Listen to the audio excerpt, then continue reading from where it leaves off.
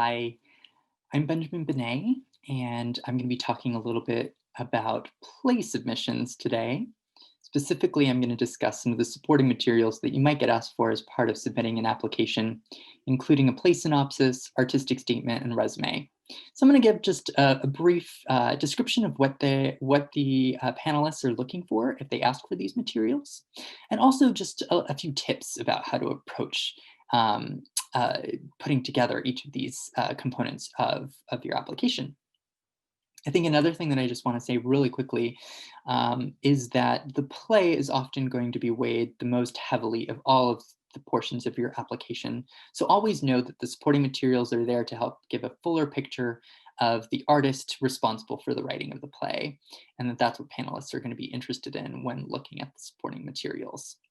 So with that, let's take a look at some definitions, shall we? All right, so first up, I'm going to be discussing a little bit about the play synopsis. All right, so this is a statement that encapsulates the play. You may want to talk about characters, events, and thematic and or dramatic questions that are contained within the story.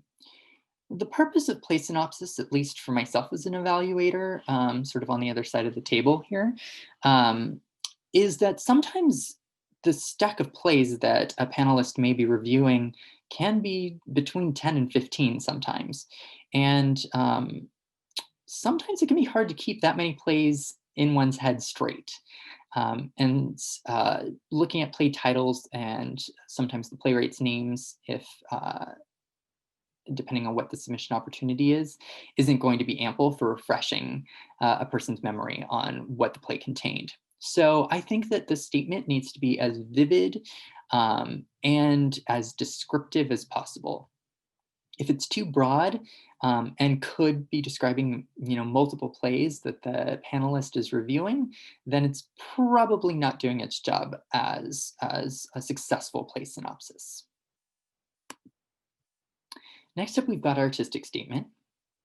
And I just want to really quickly distinguish the difference between artistic statements, personal statements, and statements of objectives, because depending on what the submission opportunity is, you may be asked for any version of those materials. So with an artistic statement, you always want to lead with the art. It's always about the art making. So like, what do you write? Why do you write it? Which I think can be quite personal. And I advocate that there should be some uh, personality uh, in the statement, regardless of its purpose, and it should always be in your voice. And I think the last thing for the artistic statement is how you write. So giving some context for your artistic process. If you're asked for a personal statement, which you might if you're applying to like an MFA program, this means that they want more information about who you are as a person, and then how that intersects with your art making. So it's just a difference of priority there. And then if you're asked for a statement of objectives, then they're very specifically asking you to talk about the play that you've submitted and discussing any goals that you might have in its further development and specific pieces of the play that you're interested in continuing to develop, which, for example, could be a character arc.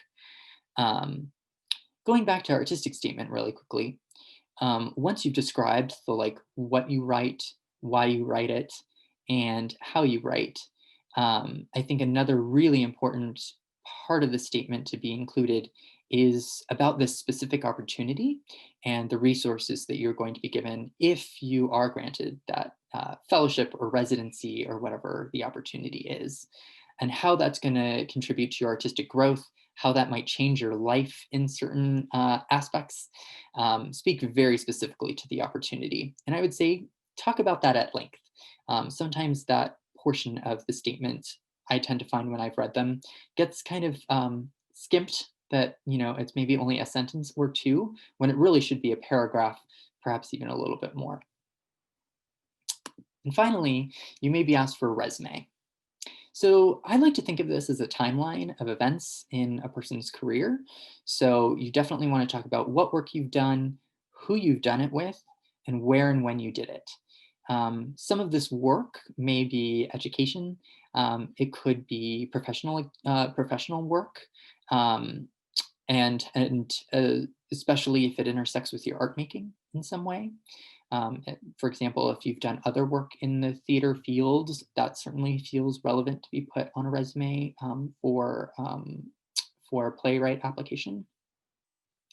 Um, and certainly you'll want to include information about plays that you've had developed and or produced and or published. Um, if you're finding that you don't have enough experience at this point in time to fill up a full page, what I would recommend and what I had done in the past was list some of the experiences that I did have as a playwright, and then give a sentence or two to contextualize them. Some of the information that I put in these sentences included like, how long was this residency? What kind of work did I do during that time period? Who were some of the important collaborators that I was working with at that point in time? And any important information that I learned for the first time as a result of having that experience. I feel like that all gives really valuable context to the panelist who is reading your application and your play, and just helping them understand where you are in your career, wherever that may be. The last thing that I just want to share with you all is that all of these supporting materials in tandem with your play are creating a full picture of who you are as an artist and what kind of art that you're making. So I just want to caution you to be careful not to repeat information in different parts of your application. Each part should be giving new information and be giving more detail about who you are. Remember, this is an interview, and sadly, many times the panelists won't get an opportunity to talk to you in person or over the phone. So this is it. This is your opportunity to tell them who you are and what you make. All right, all. Happy submitting.